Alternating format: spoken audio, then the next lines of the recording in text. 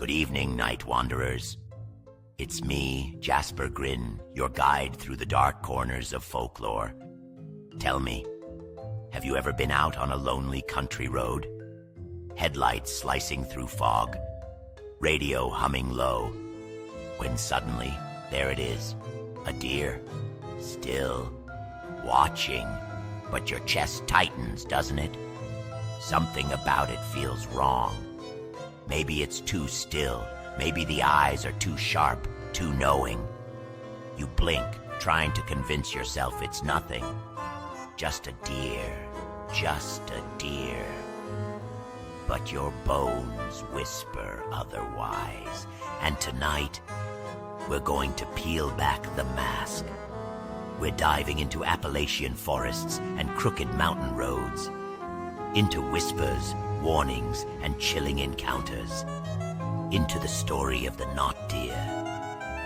A creature that is not quite beast, not quite spirit, but something caught in between. So keep your lanterns close, my friends. And whatever you do, don't trust the deer staring at you from the tree line.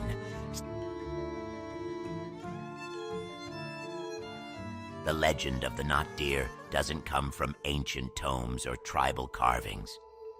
It comes from everyday people. Drivers, hikers, hunters, folks who know what a deer looks like and swear this is something else. Appalachia itself is a cradle of stories. Its ridges roll like sleeping giants. Its valleys cradle entire towns hidden in shadow. These woods are old, older than your grandmother's grandmother. And in places like this, the line between truth and legend grows thin. The not deer is part of that tradition. Not quite monster, not quite spirit.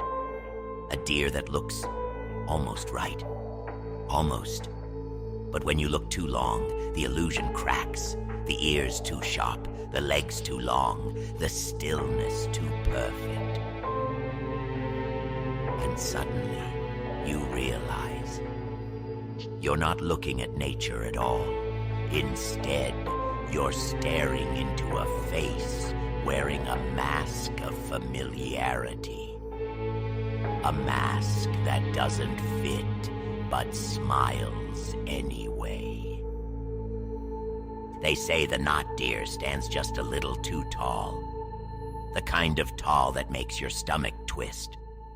Its joints bend in ways they shouldn't. Knees that fold the wrong way, like a marionette tangled in its own strings. People describe its eyes as knowing. Not the wide, soft eyes of a deer, but sharp, calculating eyes that follow you, even when you turn away. Eyes that glint with something more than animal instinct, something closer to thought. And then there's the way it moves.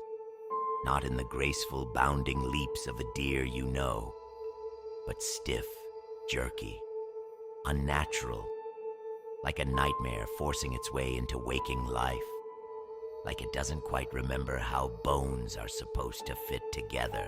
If you've ever felt your hair rise, your breath catch, your every nerve screaming to run, then you already know what people mean when they say they saw the not deer. The Appalachian Mountains are among the oldest in the world. Older than the Rockies, older than the Alps. They've seen civilizations rise and crumble long before ours ever came along. Every hollow, every ridge, every stream carries stories in its stones. In these mountains, folklore thrives. Tales of haints and spirits, of witches in hollers, of ghost lights dancing in the trees. Appalachia is not just a place, it's a song of old fears and older mysteries. And now the not deer has joined the chorus. It may be one of the newer whispers, but it feels ancient. Something that crawled up from the dirt itself. Locals will tell you some creatures aren't meant to be named. That's why they don't talk about the not deer loudly. It's mentioned in hushed tones, as if speaking too boldly might summon it from the trees. So when you drive through those misty ridges, remember, Appalachia remembers, and maybe, just maybe, something there remembers you too. Hunters, hikers, drivers, their stories echo one another. A deer by the roadside, grazing, frozen in headlights. But then it lifts its head, slowly, too slowly. And the face staring back isn't right.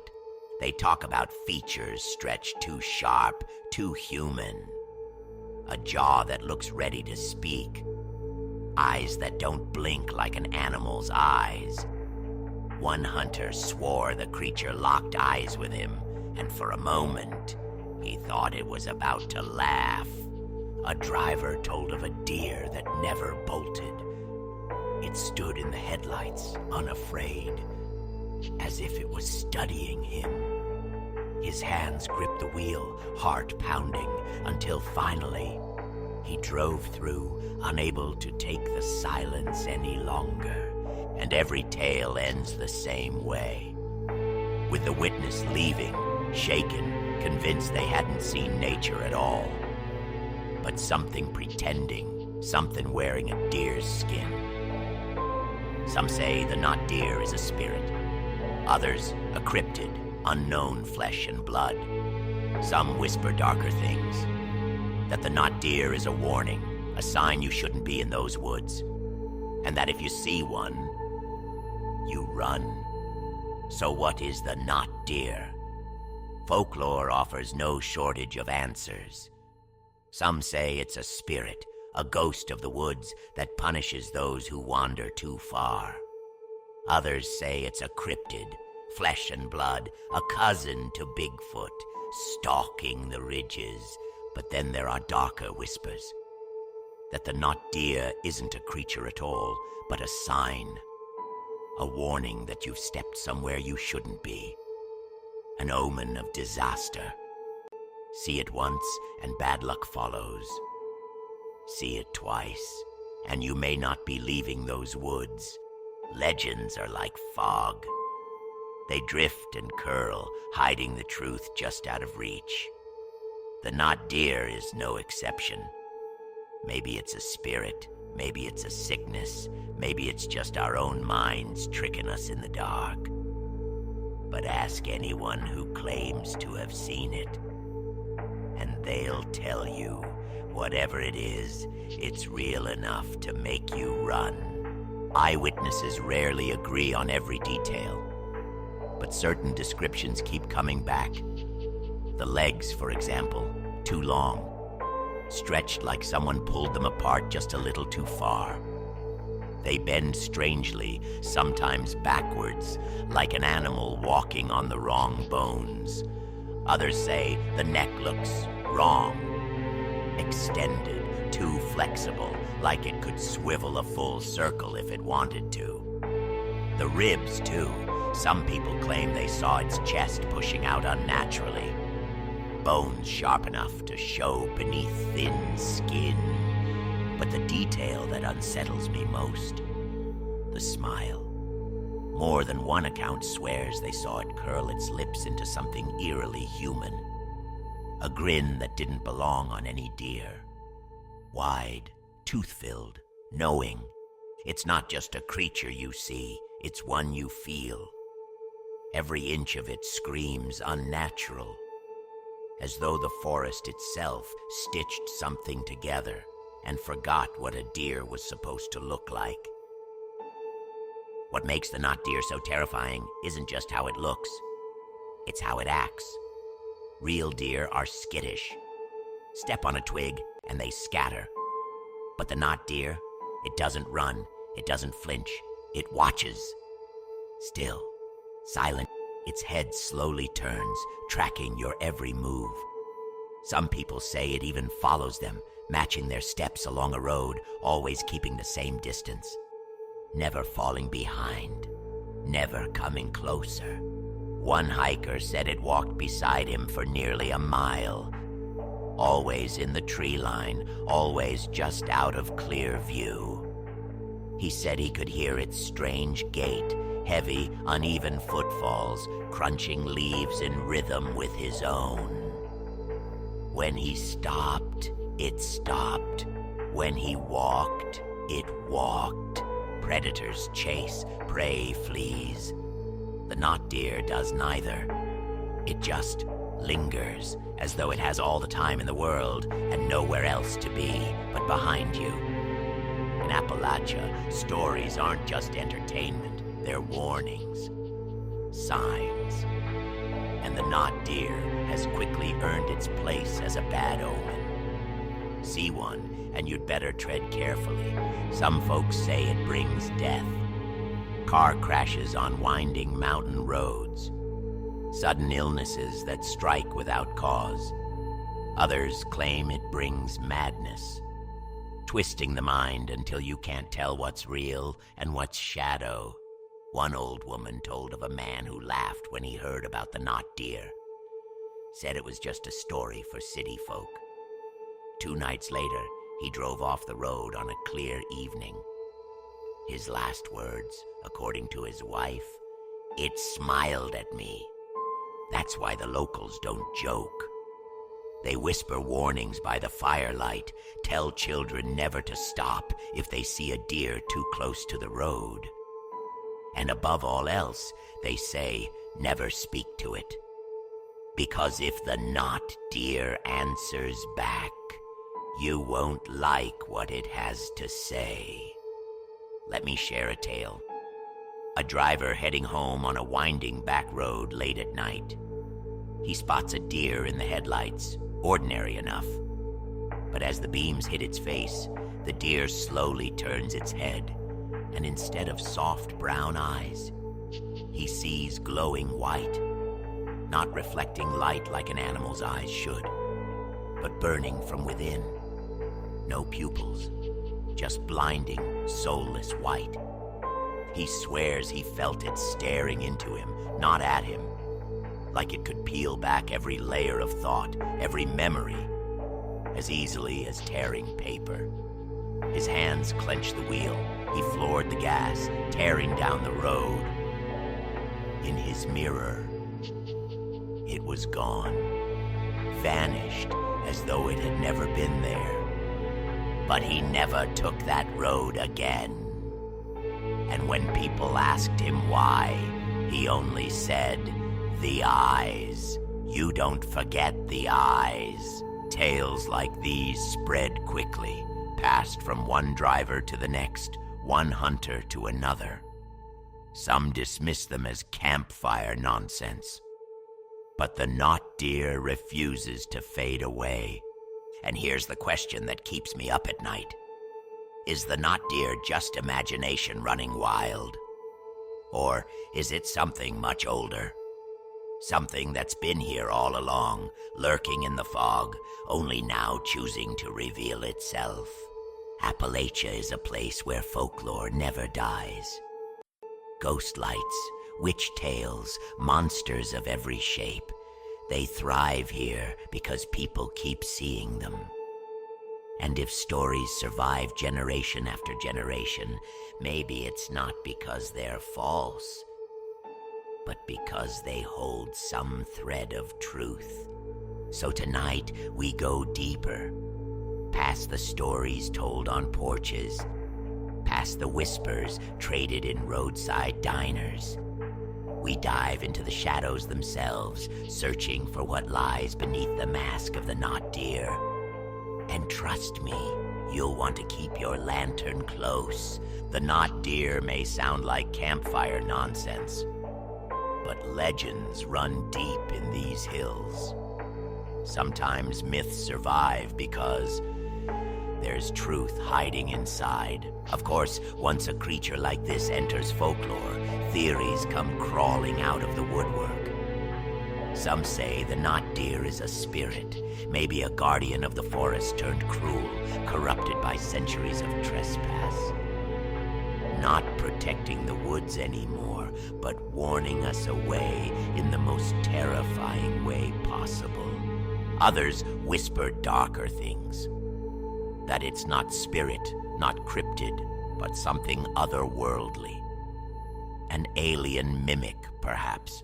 A being that slipped through the cracks of reality and tried to blend in by copying one of Earth's most common shapes, the deer. But it didn't quite get it right. There are even stories of ritual ties.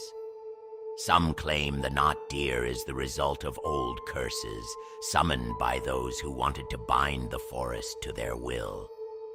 Its form a punishment, a living omen stitched together by forces we shouldn't touch. Whether it's spirit, alien, or curse, one thing is certain. The knot deer doesn't belong. And maybe that's what makes it most dangerous of all. Drivers know this one best. You're rounding a curve, headlights slicing through black. And there it is, frozen in the road. Your foot hovers over the brake. It looks like a deer, but then it shifts. First the head, too sharp, jerking sideways like a doll on a hinge. Then the legs, they bend backward, joints snapping into angles no deer should move in. And before you know it, the thing is standing upright, balanced on two legs. Some drivers say it doesn't run at all. It just watches, swaying slightly, as though mocking the fact that you're too terrified to keep looking. One man swore he saw its mouth move, as though it was mouthing words he couldn't hear over the hum of his engine. Imagine that. Now here's where things get tangled. A lot of people confuse the knot deer with another terrifying legend, the Navajo skinwalker. Both are uncanny, both blur the line between man and beast. But they are not the same. Skinwalker stories come from native tradition.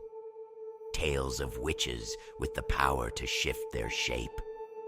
The knot deer, though, it isn't shifting into anything. It's just wrong. It's not a trickster wearing skins. It's a thing that can't quite pull off the disguise it chose. Confusing the two does more harm than good. Skinwalker lore has deep spiritual weight, while the knot deer seems to be born from modern Appalachian dread, drivers on empty roads, hunters in misty woods. They're separate beasts from separate nightmares. So the next time you hear someone say, "I think I saw a skinwalker on the road," remember, maybe they didn't see a shapeshifter at all. Maybe they saw something far stranger.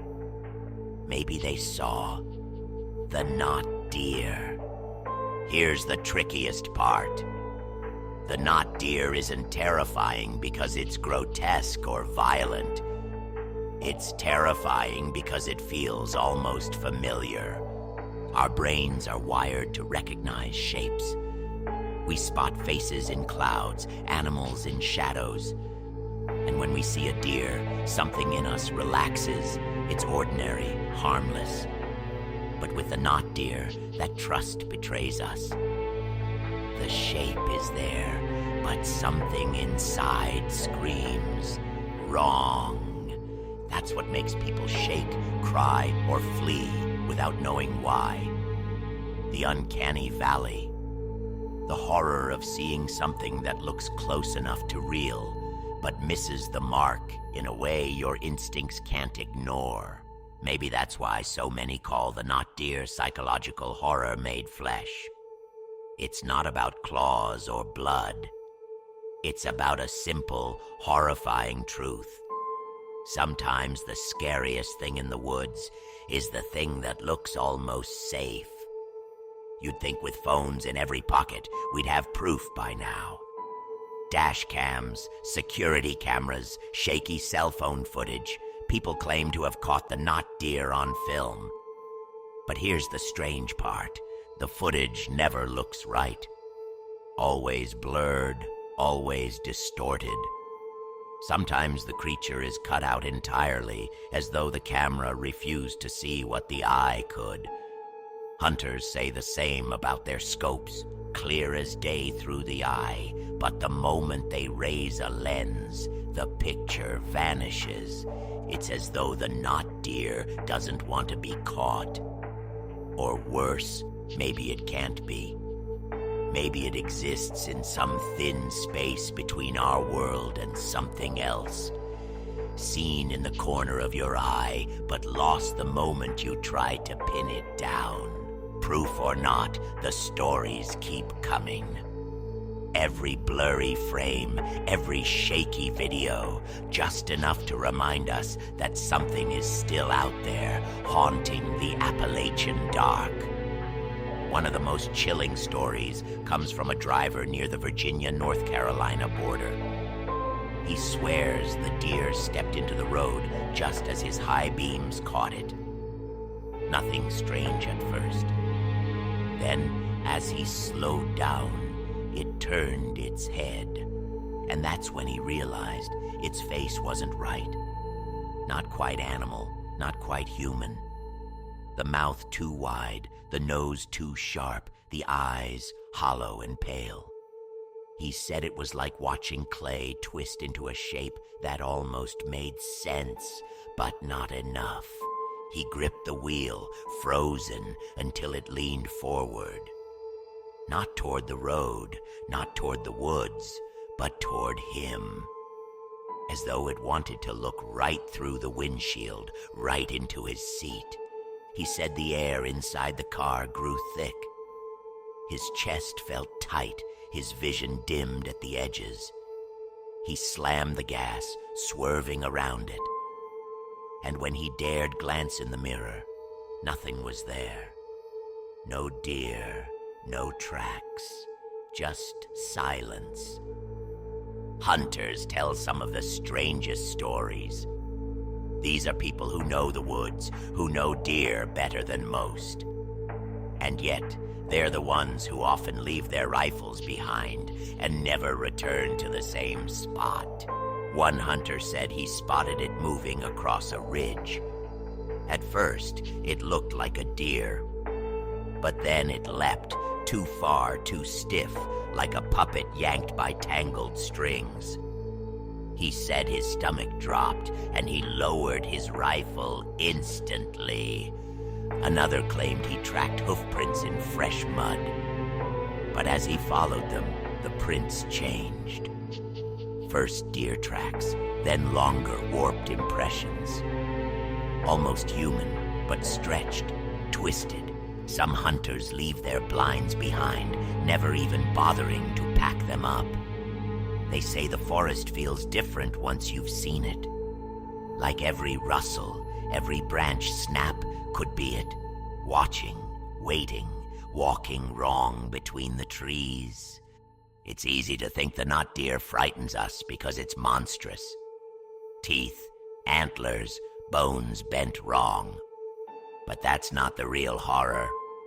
The real horror is the wrongness. Our brains have alarms built in. We recognize patterns. We know when something isn't what it should be. That creeping sense of dread, the feeling that your instincts are screaming before your mind understands why. That's the true power of the not deer. A predator can kill you. But the not deer, it makes you question reality itself. It makes you doubt your senses. You're not just afraid you'll be hurt, you're afraid you've seen something you were never meant to. And that's why it sticks. Long after the encounter is over, people wake up sweating, remembering the face, the movement, the silence. It's not the body that haunts them. It's the wrongness, whispering in the back of their mind, night after night. Appalachia is the perfect stage for horror. Think about it. Endless forests, steep mountains, towns swallowed by time. Whole communities abandoned after the coal ran out, left to rot in silence. Places where the shadows seem to linger a little too long. Old railroad tracks snake through valleys, forgotten and rusted, leading nowhere. Hollowed out houses sit with curtains still in the windows, like their owners just vanished. The roads twist endlessly, curling through the hills. One wrong turn, and you're miles from help. If a monster wanted to hide, where better than here? A place where the woods are so thick that even the moonlight gets lost. A place where you can scream, and the only thing answering back is the echo bouncing off stone ridges. So maybe the knot deer isn't just an accident of folklore. Maybe it's a reflection of this land itself, beautiful, endless, and terrifyingly easy to get lost in. Of course, not everyone buys into the knot deer legend. Skeptics say it's all a matter of misidentification, that people are just seeing sick or injured animals. One popular explanation, chronic wasting disease. A sickness that leaves deer emaciated, staggering, sometimes acting strangely. To a frightened driver in the dark, it could look monstrous. Others point to pareidolia, the human brain seeing patterns where there are none. Shadows look like antlers. A twisted tree branch becomes a face. Add in a little fear, a little folklore, and suddenly you've convinced yourself you've seen something unnatural. But here's the thing. Most people who claim they've seen the knot deer, they're not city slickers unused to the woods. They're locals, hunters, farmers. People who've spent their whole lives around deer. And when those people say they saw something that wasn't right, maybe it's worth listening. But let me ask you this. Have you ever seen a deer that stands upright, stares straight at you, and then grins? Not the twitchy lip curl of an angry buck. Not the baring of teeth in fear. No, a full, deliberate smile. The kind of smile that says, I know what you are, and worse, I know what you fear. Some folks laugh when they hear that part. A smiling deer, ridiculous. But I've seen the look in the eyes of people who swear it happened. And trust me, you don't laugh when someone tells you that through trembling lips. So when skeptics wave this all off, I raise a finger, like so, and I ask, have you ever seen a deer with a grin in the moonlight? Didn't think so. But others have, and they never forget it. There's another detail that fascinates me. Encounters with the knot deer aren't random. They seem to cluster in certain places, roads, trails, and especially near water. Maps of sightings show glowing constellations of fear. Back roads with multiple reports in the same stretch. Hiking trails where several campers told identical stories years apart. Streams and creeks where figures lurk just beyond the tree line. Some cryptid researchers think water is the key. That many supernatural creatures are tied to it. Bridges, rivers, lakes, all serving as thresholds between our world and something else. And the knot deer, it always seems to be waiting nearby. So when you're out there, hiking or driving, and you find yourself crossing a lonely wooden bridge at night, remember the patterns. Remember the stories. And maybe don't stop to stare at the water too long. Folklorists have started digging into the not deer, trying to trace its roots. Some think it's not a new cryptid at all, but an old whisper resurfacing in modern clothes. Warnings meant to keep children close to home.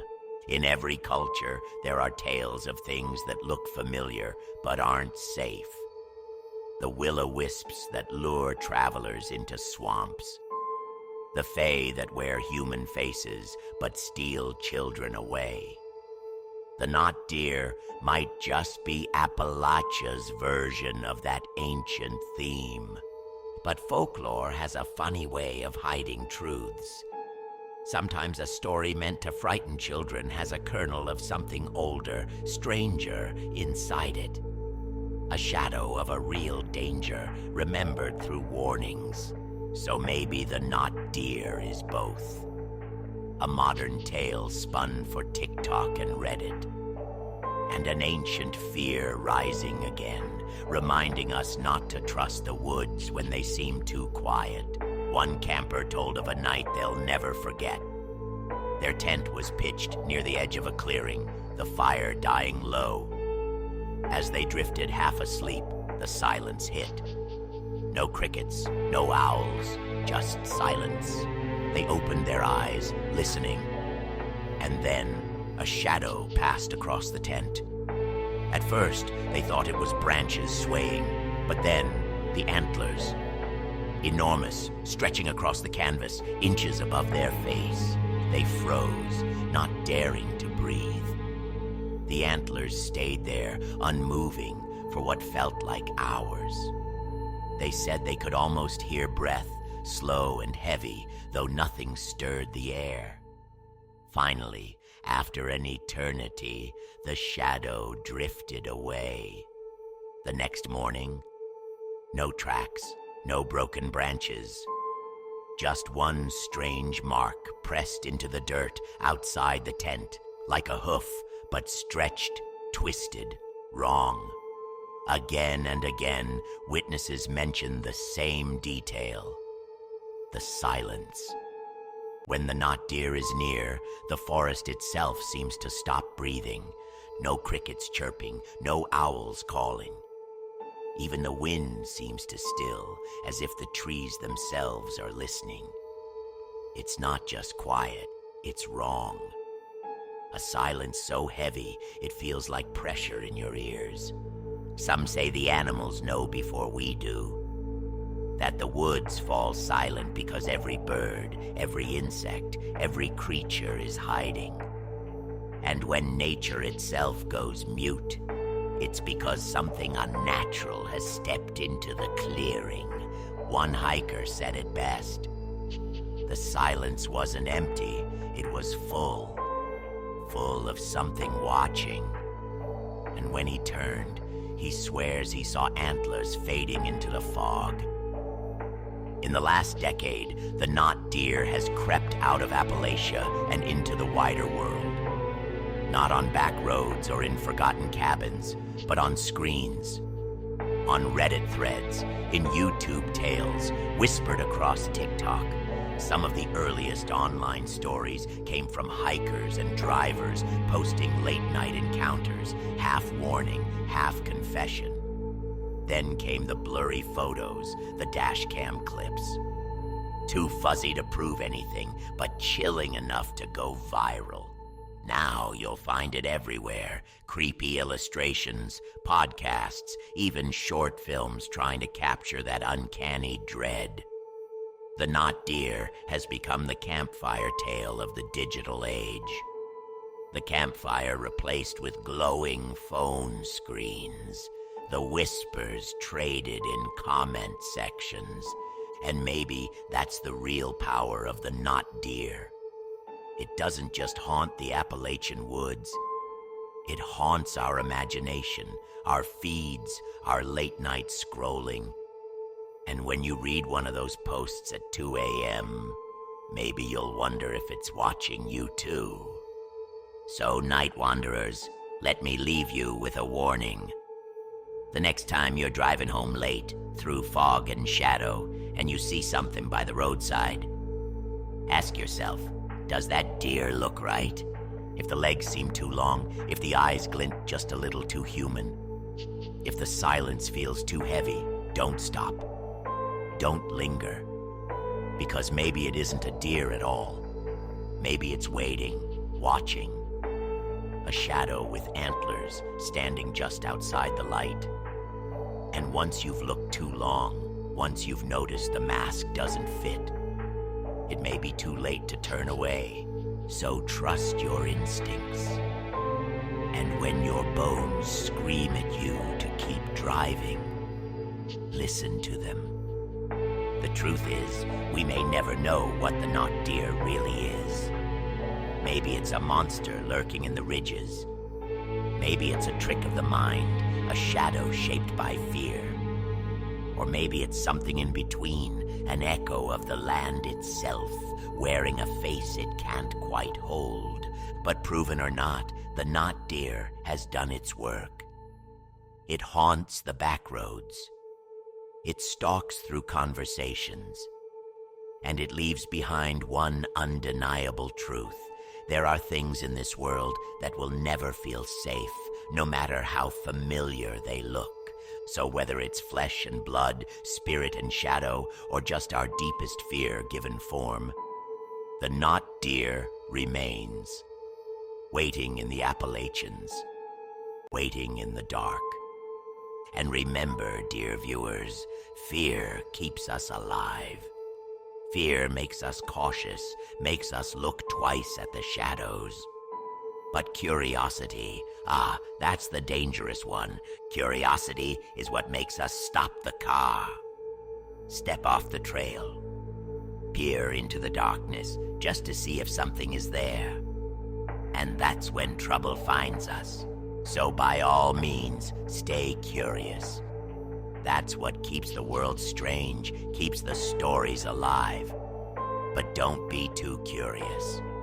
Because if you ever find yourself staring into a deer's grin on a lonely road, you might just regret the question you asked. This has been Midnight with Mr. Grin. I'm Jasper Grin, your puppet guide through the strange, the shadowed, and the uncanny.